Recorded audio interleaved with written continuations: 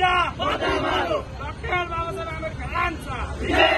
अमित शहा आणि संसदेमध्ये जे आपल्या डॉक्टर बाबासाहेब आंबेडकरांबद्दल जे वक्तव्य केलं त्याचा आम्ही आंबेडकरी समाज जाहीर निषेध करतो।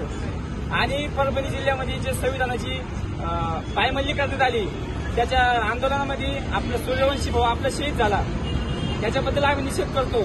बीजेपी पक्ष हा 1 महिने झाले 2 महिने झाले की परत बाबासाहेबांची निषेध करतो म्हणजे करतो असं अमित शहानी आपल्या गृहमंत्रीपदाचा राजीनामा द्यावा आणि ज्या संविधानाने त्याला तडीपार केलं त्या संविधानाबद्दल तो वक्तव्य करत राहतो। जे संविधान डॉक्टर बाबासाहेब आंबेडकरांनी लिहिलं त्या बाबासाहेबांबद्दल तो निषेध करत राहतो।